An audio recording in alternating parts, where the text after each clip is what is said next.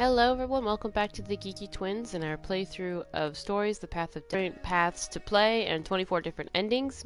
If you're just now tuning in with us, I would recommend that you go to our intro video through, I would technically beat the game doing the first 4 paths. Don't watch it in sequential order. And now we're on, I'll go ahead and show you. Now we are on path 17. So, let's go ahead and do that. The clouds parted over the Isles of Boreas. It was time to choose. The rebellion was in trouble. Ravens were scouting for the secret rebel base. They needed a game changer. Pieces of the Sky Ripper had surfaced. Bernardo knew that using it could go catastrophically wrong. But he was sure he could figure out how to use it safely. Also, a temple had risen out of empty desert. The Iblis stone was hidden there. It was a dangerous artifact. It could corrupt its user into a bloodthirsty monster. Maybe he could find a way to use it, to take its power without surrendering to its wickedness. And also, his old friend Lapino needed rescuing. Of course, Bernardo had a pretty strong suspicion that Lapino had betrayed the rebellion, and he had a gut feeling that he needed to use that to his advantage. Okay. So first thing is... The island was windswept desert. No one went there except ostriches and ostrich hunters. The Iblis stone. It would whisper promises in his ear, offer him power for blood. But this time, Bernardo was sure he could master it. And so, Bernardo went ostrich hunting. Every child could sing verses about the Sky Ripper, but ancient codices held hints of other things. A stone that a soul-righteous man could give away. Were all these things the Iblis stone? Long hidden in a buried temple. Another ancient item that was only resurfacing now. Drawn up from the deeps by the Emperor's horrific rituals.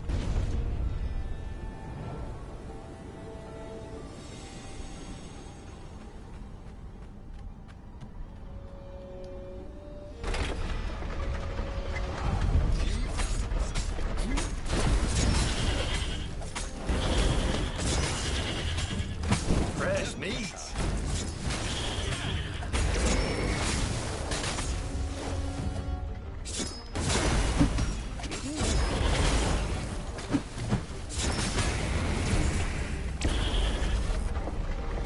Ravens were already here, cawing in frustration. They were still searching for a way in. Good. Then he hadn't come too late.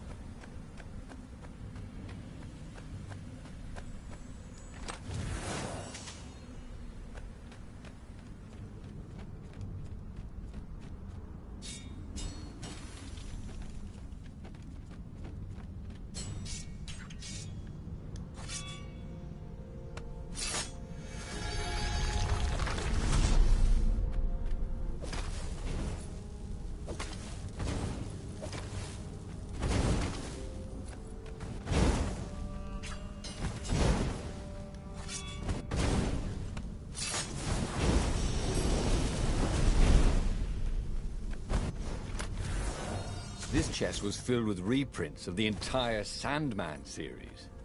Reprints? God, what was the point of collecting those? Ooh, and there was something else.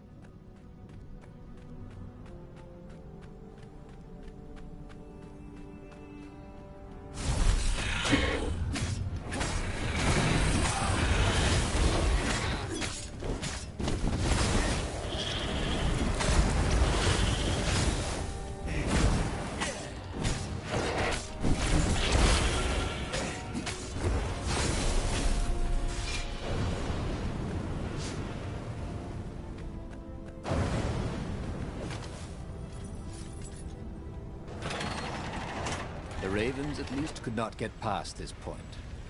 Obviously, the temple builders knew how to deal with tomb raiders.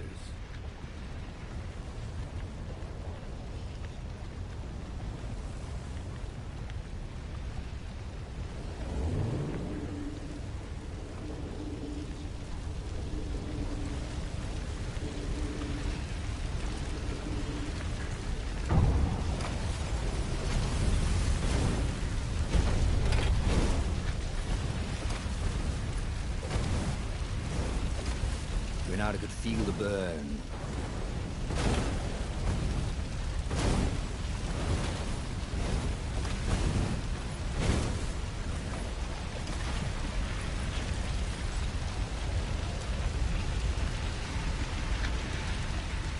It was a stone of the purest blackness. Ready for Voldemort's voice? It reflected no light, like a void made solid. Nervous, he picked it up.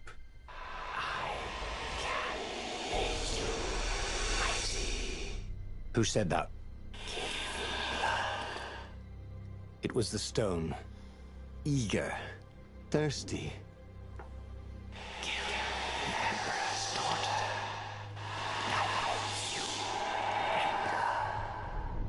That seemed tempting and terribly wrong. Zenobia was the Emperor's greatest general and a potent witch. But they had been close. Why not capture the core of Skyripper instead? It was the eye of a lost god, torn out by the transcendent Emperor to power his greatest weapon. What's the core? Said the stone anxiously. But even though Renato knew how evil the gem was, he had a clever plan for dealing with it. The stone bothered him.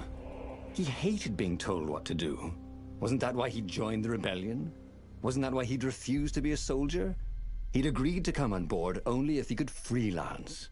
The stone felt a bit clingy, and he had a feeling it did not have his best interests at heart.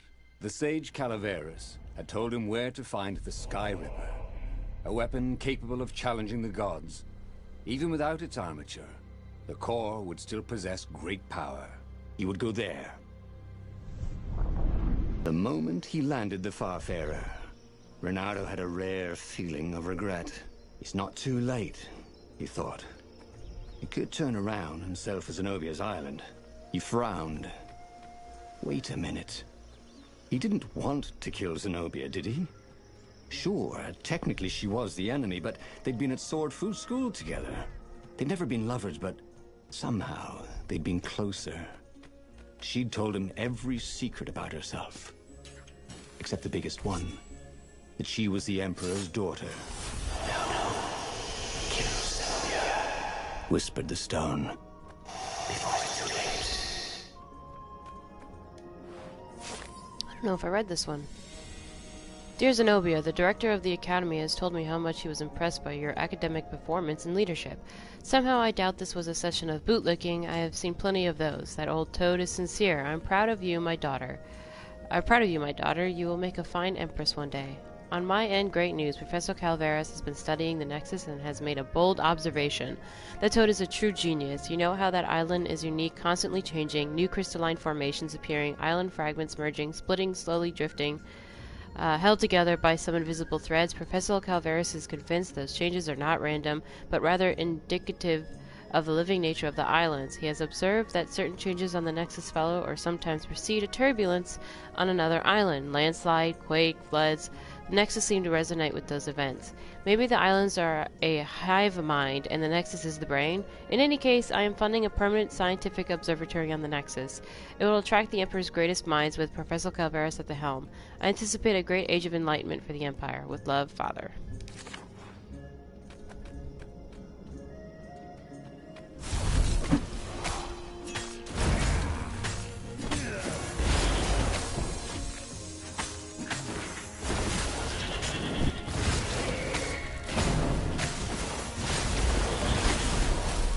Renato had learned so much about... Ooh, what was it again?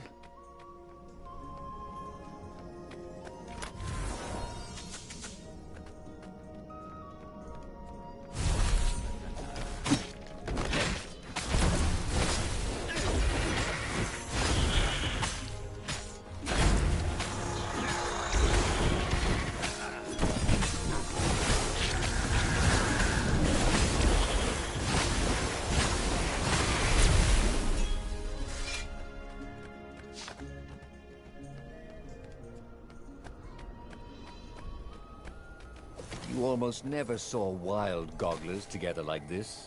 The toads had to train them not to peck each other to death. So these had to be imperial gogglers. The stone hadn't lied about what it could do for him. With each raven he cut down, he felt a jolt of power flowing into his arm. "You're weak," whispered the stone. "The core will kill you." "Are you afraid of it?" "No, don't be ridiculous," it chuckled. But it's unstable. It will poison you if someone just carry it. And if you try to use it, it will explode catastrophically. Bernardo did not trust rocks that talked in his head. He went onwards. Oh, look! Fracking.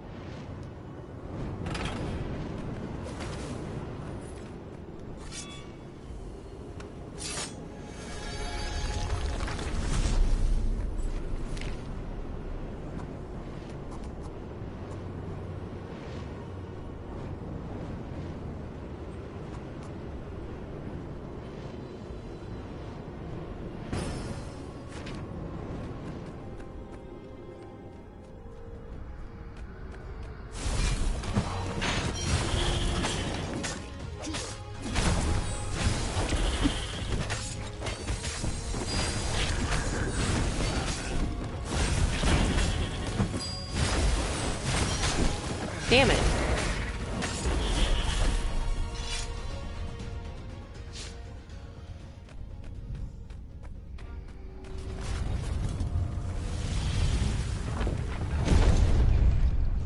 As he approached the core, the stone became hysterical. "No," he said, "time." He had a sudden vision of plunging his gauntlet into the core and dying in anguish. That wasn't his vision, was it?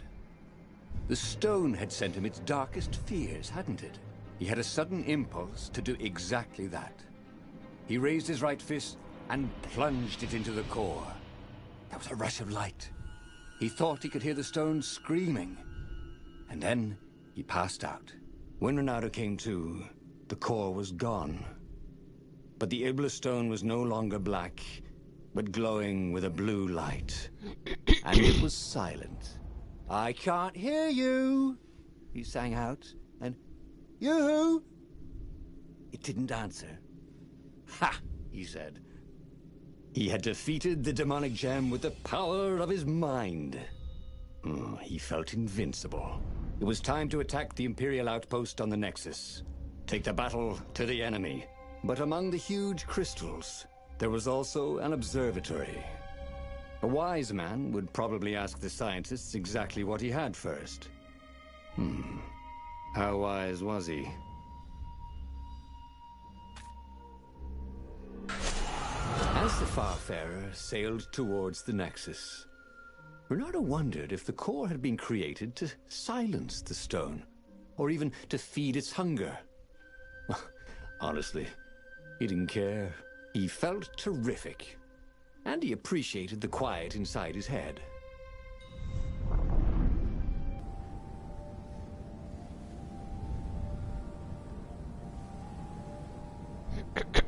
Excuse me, sorry. Nexus was infested with ravens, but that didn't bother Renato.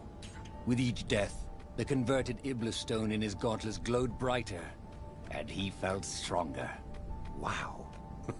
He was getting a bit bloodthirsty, wasn't he?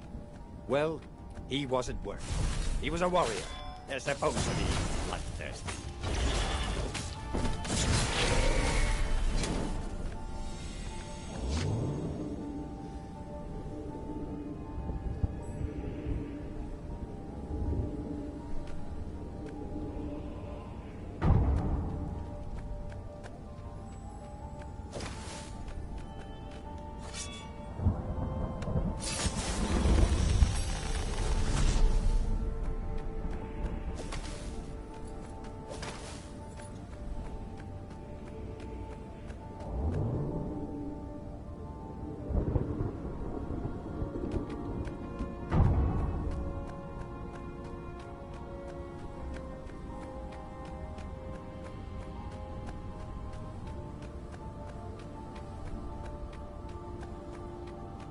You're the one about the Raven one talking to her son.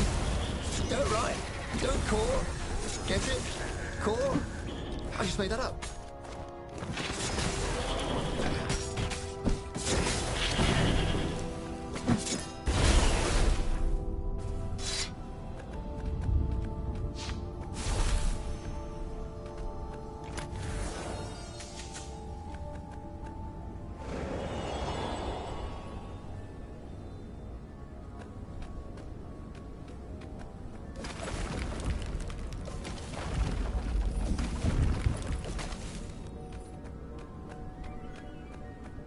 The core, absorbed in the stone, was doing its job perfectly. Bernardo could feel a little eldritch jolt every time he downed a raven, but then it flowed into the glowing stone the way water flows down a riverbed. It all felt perfectly natural, as if all his life, this was what he had been meant to do.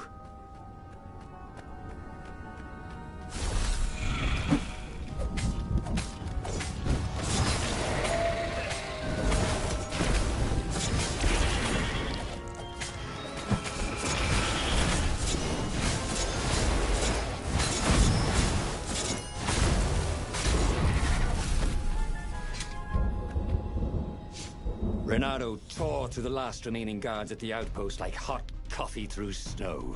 There was a far speaker toad here. He called the council speaker. He knew she would be thrilled. And she was. She wanted him to come back to base.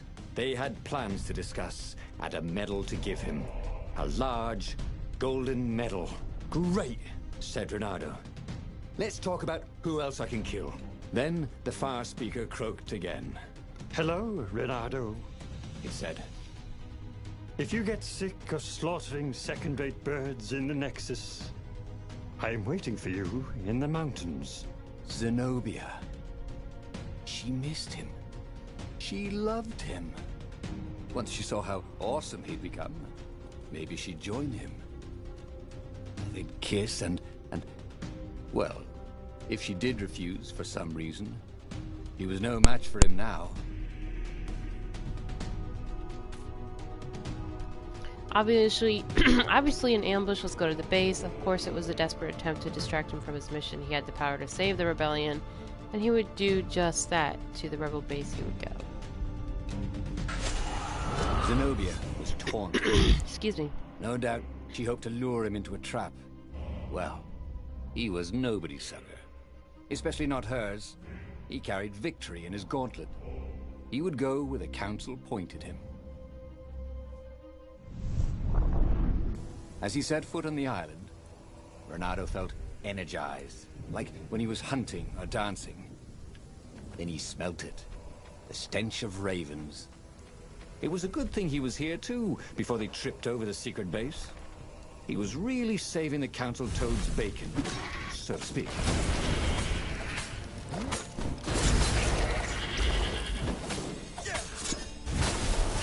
Renato thought about Hypatia's kid.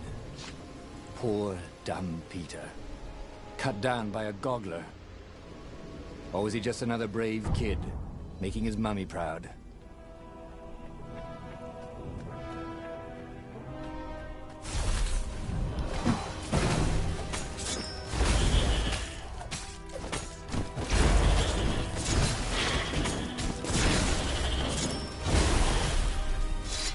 Renato had an artifact that made him practically a godlike warrior.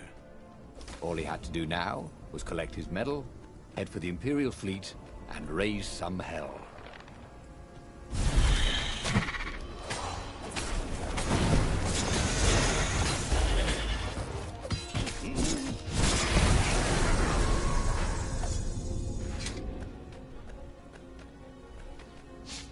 See? Renato was a hero of the revolution. He deserved a medal. Soon, he deserved every medal they had, and hopefully one big medal ceremony in front of everybody with trumpets so everyone could know what he'd accomplished.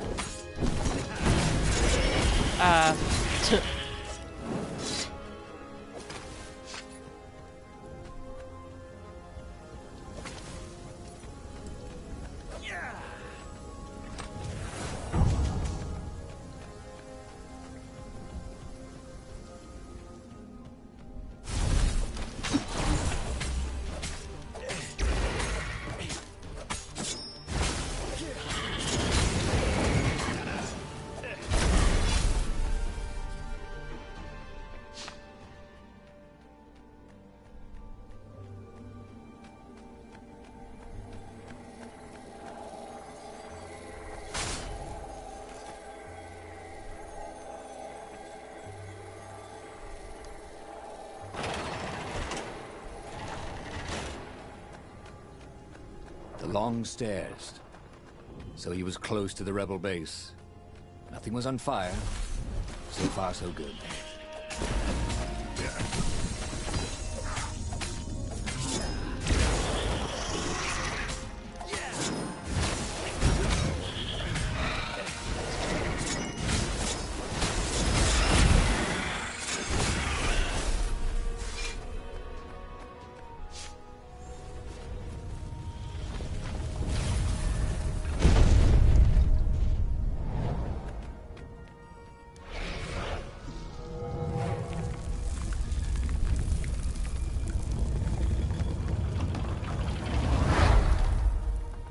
Inside the rebel base, Renato was invited to the council speaker's private chambers. So, this is the Iblis Stone? He said. I can feel its power. Renato told her how he had fed the core to the stone and made something even more useful than either. Crazy like a fox, she croaked. And Renato chuckled as if he'd never heard the joke before. We've given you the best quarters and a bottle of Tantalonian firewater. All for you. So they'd remembered. He woke in the morning with the sweetest of hangovers. But the Iblis Stone was gone from his gauntlet. The corridors were empty, except for a few rebels who looked just as hungover as him.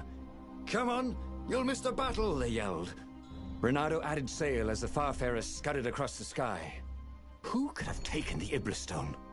Was it some Imperial spy? He would find him, and kill him, and take the stone back.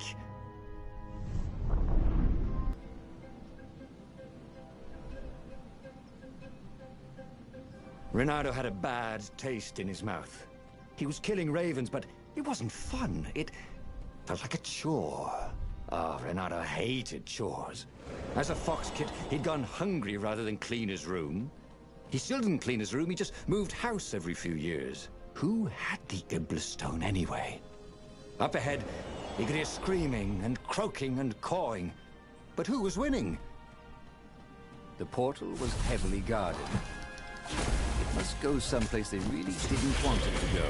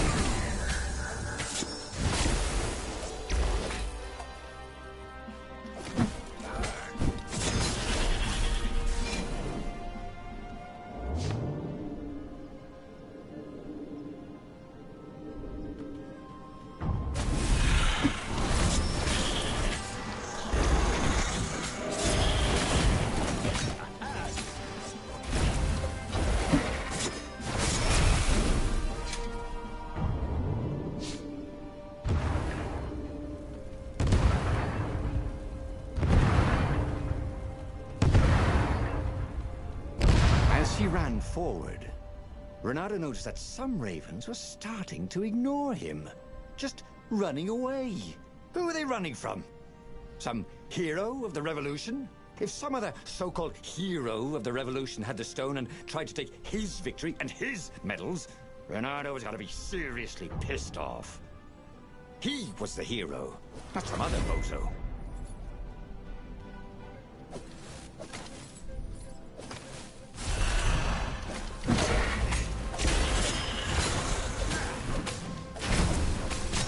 Damn it.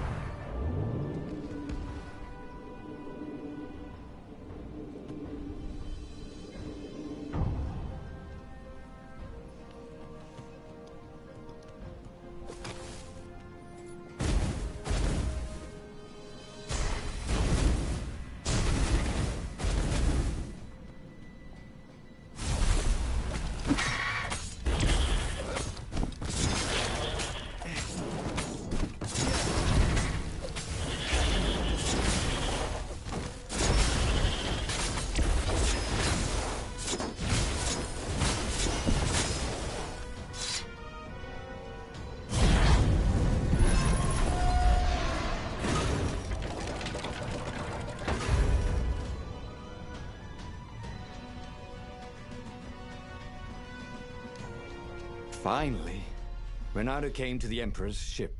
Zenobia lay dead in front of it. The ship was a wreck. Ravens lay dead, sprawled everywhere. Bloody feathers spattered across the deck and the dock. The council speaker came out. She was waving a sword around like a flag. Look at me, Renato! She croaked. The Iblis stone on the sword was black as coal. Now I will be Empress, and all shall tremble before me. Whining for blood. I'm afraid I can't allow that, said Renato, and moved to fight her. Toads are not usually good with swords. Something about the footwork. And the council speaker was not even a warrior. She was always tripping over things, which is quite an impressive achievement when you're a toad. Yet somehow, she was pressing Renato backwards as he desperately tried to keep her sword away from his throat. Look, why don't you keep the stone? He asked. You deserve it. Blood and souls for Iblis, she croaked. Blood and souls. She got under his guard with her sword. It was just the tip. But sometimes just the tip is enough. He could feel his soul being sucked into the stone. As he died, he felt embarrassed more than anything else.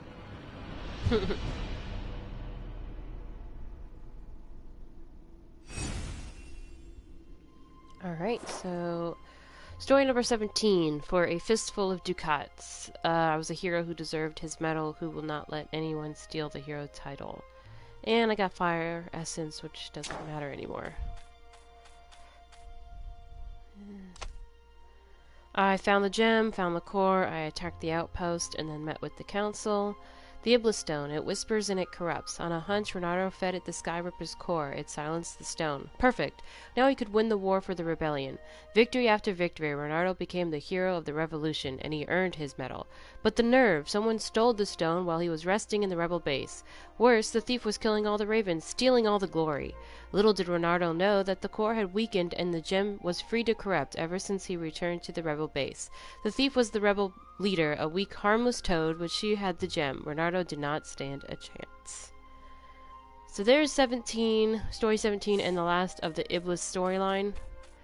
And for YouTube purposes, editing purposes, I stop the stream and then continue on. I will continue streaming in a few seconds with number 18. Thank you guys for watching, and we'll see you in the next one.